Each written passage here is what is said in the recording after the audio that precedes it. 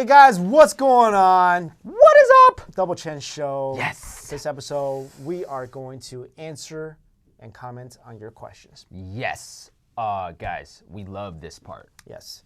We love it. So the last video we did, a lot of you sent in a bunch of questions to the point where, you know what, I don't even know we can get through all of them today that we got within the week. So definitely keep your questions coming. We'll try to answer them in the order that we received them.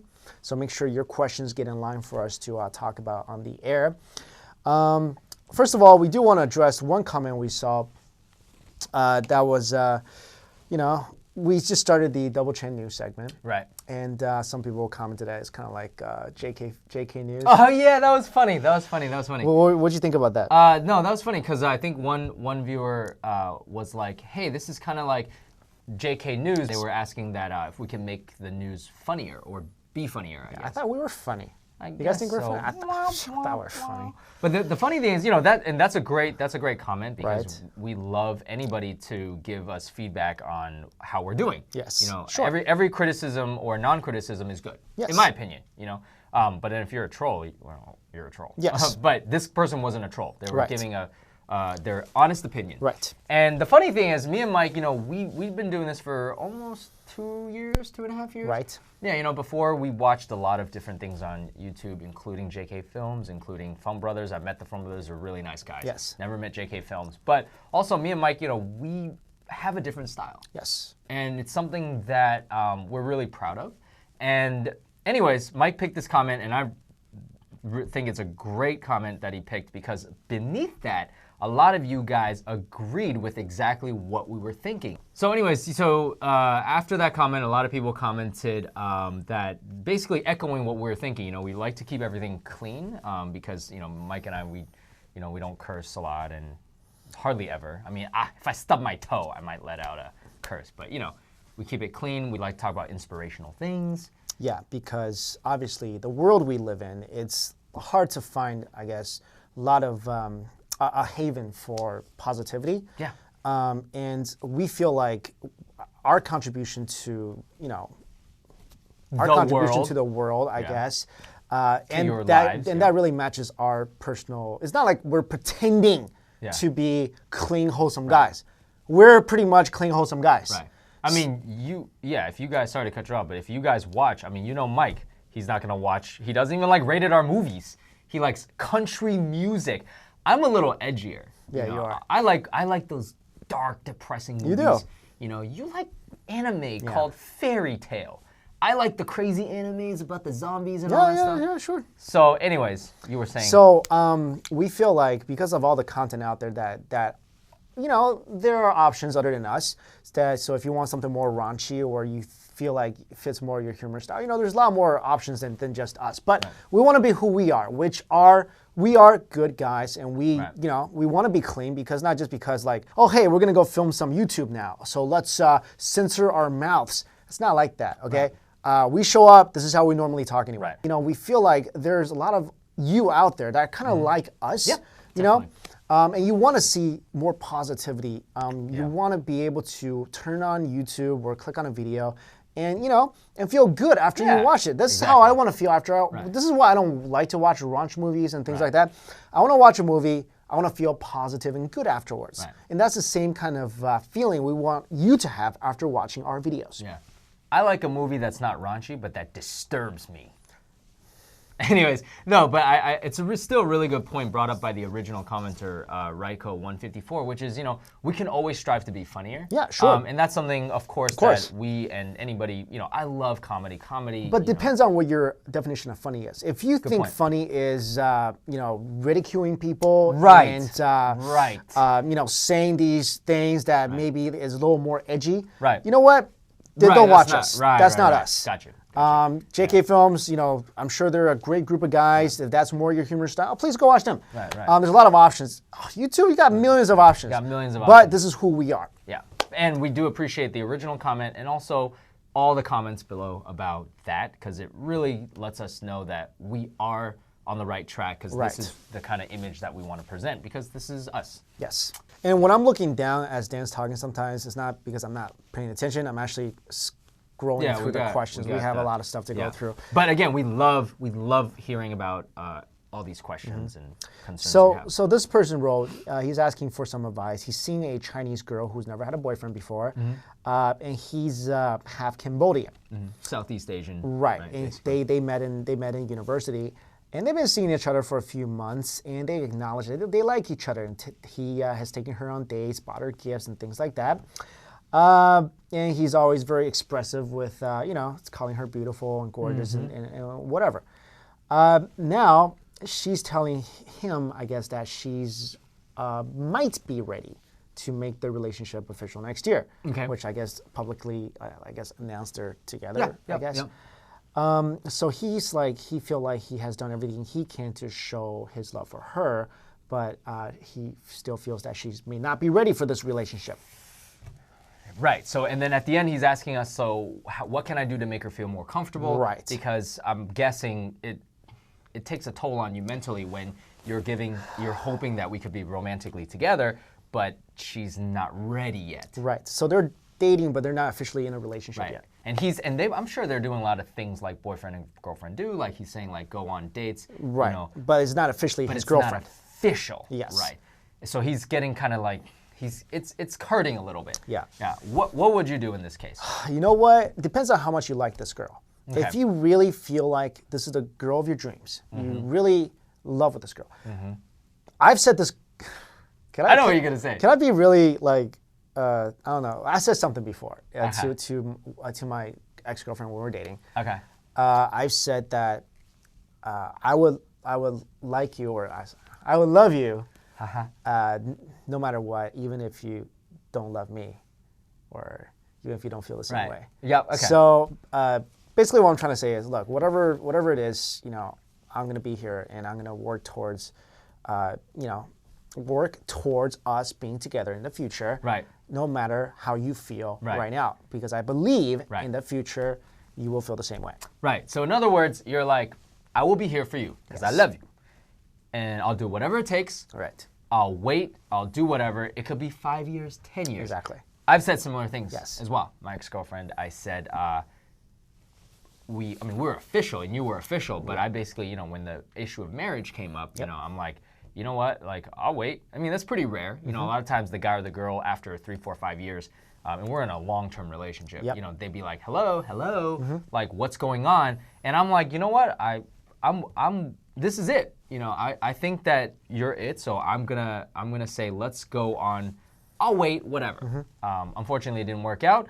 Both of us are in a better place. Yes. We're still friends, so everything worked out. But I agree with you. In this case, there's nothing you can do to make them comfortable. It's really something that they have to come to terms with. And I think one of the things is to show that you are willing to wait. And I think that makes them comfortable. I know personally, I have a lot of friends who are Chinese girls who are making a lot older than us that are making, and they might be like in their 20s or late teens, early 20s. University, probably early 20s, right? I'm talking about, I know Chinese women in their mid to late 30s. And it could just be a thing that Chinese girls are accustomed to, where they tell their boyfriends, who are also in their early 40s, they're like, I don't know if I want to make it official yet. They're not saying I'll wait till next year. Right. But there's a little bit of trepidation, and I think that could be because of the culture. I think also this is her first relationship, entering into a relationship. People are nervous when you get to that point, right? And especially the cultural background she has. A Chinese girl, obviously, it's a lot of pressure, like parents, people around her. It could also be because he's half Cambodian, maybe he's not maybe he's not completely Chinese. That's also might be a concern of her parents. It's definitely a concern. Obviously she's dealing with a lot of stuff that she's trying to get over. Obviously, I think she's trying to get over. Absolutely. Because she's like, okay, I'm thinking we can make this official. That's a good sign. So, it depends on how much you love her. If you really love her, stick with her. Also, open the lines of communication. Yeah. Ask her what the hesitations might be. Right. Because I'm glad you asked us, but we can't tell you what to do to make this girl just bam, okay, I'm ready. Right. Ask her. Yeah. Now, the answer you get, it might hurt, it might not hurt, because some things you can't change about yourself. For example, your race. Okay.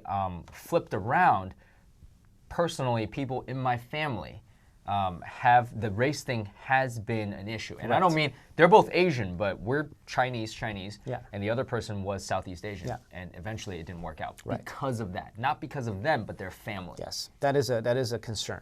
Yes. So, But anyways, open to communication. Ask her. Yeah.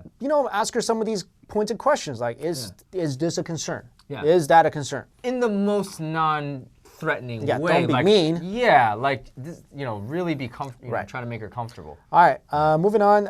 Oh, thanks for the question. Thank you. Moving on. This is a girl Mm-hmm. who's 17 to 18 years old and just transferred to a new school in a new country. It's been Mm-hmm. kind of hard. So she's basically asking. She haven't made any new friends, so she's been kind of depressed and talking to her old friends. And she's asking how to get herself to study more because she hasn't been able to concentrate, and also how to make new friends. That can be really hard. I mean, we both faced that. I came to America. Well, I think I moved around way more than you did. I came to the U.S., Right. lived in Tennessee for a year. Then I Right. moved to Minnesota. Right. Then I moved to another place in Minnesota. Okay, Then so- I moved to Fort Dodge, Iowa. Then I moved to Quincy, Illinois. Then I went off to college, and then I moved to Boston. Then I moved to New York. Right. I moved around for like almost Right. 10 times. in my Actually, life. I'm very similar. When I came to America, I moved once a year, every year, from the ages of 5 or 6 until I was 9 or 10. So I spent in those young years, like 4 or 5 different places in the same country, Yeah. same state. So it was really hard. I remember I was crying every time I had to move because I'm like, I have to make new friends. I have to do this, and it's hard. It's really hard. I mean, naturally you're gonna turn to people that you're already friends with because they're a level of comfort for you. But I would say this: time kind of helps everything. If you're not interested in the people that's around you, maybe you never know. Wait it a little bit. Don't force yourself. Well, I have a different take on that. Okay. I've always been sheltered and kind of self-sheltering. So I just kind of like stayed, to myself and didn't make many friends in my first year of college and high school and such. Because I moved around so much. I'm like, well, what's the point? I got to move again soon. So my advice is, if you really feel like you want to make some friends, go make some friends. Like, put yourself out there. Like, it's kind of hard because in our heads we kind of have this little, perfect world where we're like, okay, if I just sit here, maybe people will just come by and talk to me. Right. Sometimes, you know what? Realistically, think about other people's perspective. There may be people thinking the same thing about you. Maybe you should go talk to them. So, I would say put yourself out there. Try to make some friends. And about the studying part, that's hard because I hate studying too. But the studying part, what motivated me was thinking about my future. Right. Okay, I really want to get into this college. I really want to do this for my future. That motivated me to study more. And also, go to study groups. That also helps. Oh yeah, for sure. And that's a great way to meet friends too. For sure. I mean, I think one of the things I would have loved to take advantage of more in college was taking advantage of study groups because I still didn't study well to my last year of college. Of course not, So buddy. now, listen to what I have to say, which is if I could tell 20-year-old Dan one thing, I'd be like, hey, study harder in college. Seriously, I would be like, dude, seriously? Because I didn't study at all. It was really hard. It was hard. Anyways. All right, this person is a girl. She's saying, basically, we talk a lot about drawing the line between discipline and abuse about parents. Yep. And she's saying that her mom is kind of unpredictable, easily angered, and then she'll just scream at her about the smallest things. Yep. And she has a little depression, and all she can remember is basically her mom spanking her and yelling at her. And now verbal abuse is the main problem because she's older now. And then she's kind of she's saying her mom is going out of her way to make her feel useless and horrible. And also she grew up in the U.S. and so she has a language barrier, so she can't really, I guess, reason back with her mom. And then when she says something, her mom, never thinks that she's being irrational and gets angry. Right. So what's our advice on that? For me, in a perfect world, what I would do is, as a child, like knowing what I know now, okay, I would tell the child me that put yourself, and I talked about this before, like let's say your parents are divorced, right? Put yourself in the position where you try to help your parents, okay? Because they love you. At the end of the day, they love you, okay? Sure.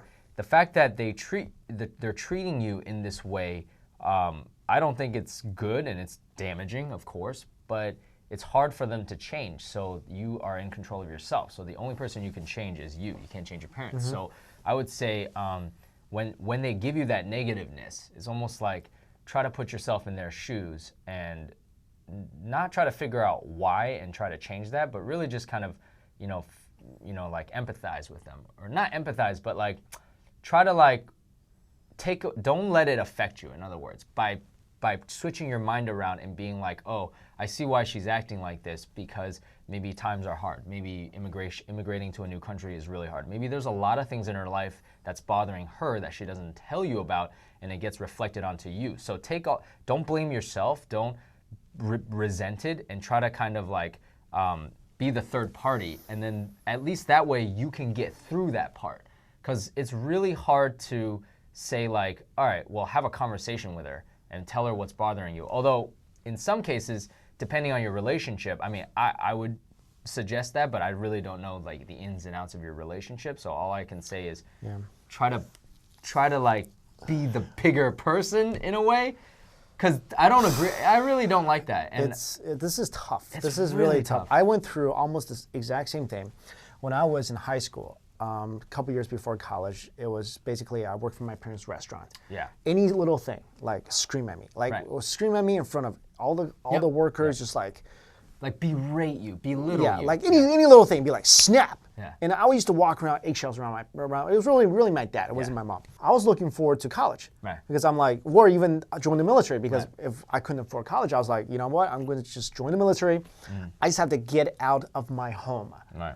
And I wanted to get out of that environment because the environment felt so volatile, and I just couldn't stand it anymore. Right. Sometimes there's no reasoning with parents, especially Asian parents. Sometimes there's no reasoning because it's hard to like it's hard for them to be completely rational and calm and just like think of talking to you as a fellow adult, because they see you as a kid. That's why they yell at you, because they feel like you're a kid, you're their kid, they want to discipline you. Right. And sometimes there's no good way to resolve it. Right. There's really no rational way to explain it. Like, why do Asian parents do this? There's no rational way to explain it, and there's almost, I'm not saying in all cases, but it's hard to even sit down with them and be like, Mom, that's why, tell me what's going on so we can talk this out. Why are you always upset? It's not going to work. It doesn't really work a lot of times because they're not used to that. I don't think Asian parents, especially, they're used to just being like, okay, well, let me calmly, collectively tell you A, B, C, D why I'm upset. Right. So, I mean, dealing with this, like you said, I think that's the only way to deal with it. Is if you can't change her, then the only thing you can do is change your own mindsets. Right. Here's something my cousin told me when I was going through this, because I was kind of complaining to him. He told me something. He said, Mike, how long do you think your parents will be around? And I'm like, well, I don't know. He's like, look, your parents are old. They're getting to be that age where, menopause or whatever the heck, and they're going through all that. How long do you think they're going to be around? What if one day you just don't see them? What if like next week you don't see them anymore? Right. Like, what if they're just gone? Do you really want your feelings about them to be so negative? Even, as negative as Asian parents are to their kids sometimes, borderline abuse sometimes, I think to them, they don't necessarily see it as negative. They see it as, I'm trying to help my kid. I'm trying to like make my kid better. I'm yelling at them because I love them. They're coming from like a place of love, but their methods are extremely horrible. Yeah. So what are you gonna do? It's like dealing with a kid. Yeah. For some people that, you're pretty mentally tough. For some people that it really takes a toll, I would say to them, try the other way, which is, imagine that when your parents are irrational, imagine that that's not really them. The real them loves you unconditionally. It's just through all of the circumstances, through all of the stuff, their whole life, all the stuff that happened to them, they're just projecting that negativity onto you. So if you could see that as a separate entity and then almost just kind of like dismiss it, then I think, at least for me, it would have helped me get through certain those times and not resent them later. And you know what? We say this a lot, and we, just beat this to death. But you'll get past this. Right. You'll look back on it, and it won't be as horrible as you are, feeling right now. Yeah. It does get better over time. Once you go off to school, you're not always gonna be with your parents. Right. You'll get through this. You definitely will. That's probably if I got through it, you can get through That's probably one of the toughest questions that we get, and also something that we really can relate to, especially you. Yeah. This person says, I'm living in the Midwest. I'm from Brazil, living in a community surrounded by Chinese people. What? Yeah. What community are you living in the Midwest surrounded by Chinese people? Like, unless you're talking about Chicago. He loves Chinese culture. She loves Chinese culture, learning Mandarin. And there's this guy from Taiwan. Yep. He's really cute. Uh-huh. And he's been trying to be friends with him for the past 4 months. She's trying to be the friends angle, like taking a page from your book. That's right, the Mike Chimp playbook. Yep. I don't know how to talk to him because he seems really shy. I get that. I'm shy too, okay? Mm-hmm. And also, I'm afraid he only dates Asians because in the past, lived with other Asians and they only dated Asians. And I'm not. I'm white. What should I do? How should I approach him without scaring him? The best part is she says, I always fall for Asian guys. Where were you when we were young? Or when Mike was in the Midwest? But they never approach, huh? Right there. Yeah. I always fall for Asian. You just blocked that last part out. I always fall for Asian guys. Like you before. And she, of course, it is hard, right? I mean, you don't it's not like every day you see like a non-Asian girl going up to an Asian guy. I'm gonna tell you what to do right now. Okay. I'm gonna cut this really short. Tell you exactly what to do. Look, you're gonna have to go tell him you like him. Or go ask him out. Because Asian guys, especially Taiwanese guys, they're so shy. They're redunculously shy. Okay. Especially Midwest Asian guys, redunculously shy. Like, I was so shy. Oh my God, so shy. Just go and show him somehow that you like him and see if the feeling is mutual. Exactly. And then get this off your chest. That's the only way you gotta do it. I totally agree. Because, dude, you're dealing with a shy Asian guy, all right? Nothing can make a shy Asian guy one day go, I'm gonna come up to you and tell you how I feel. It's not gonna happen unless 4 years later and you're about to go off somewhere and he's got nothing to lose, and then in which case he might buy you 99 iPhones. But do you really wanna wait 4 years? Yeah, so just do it.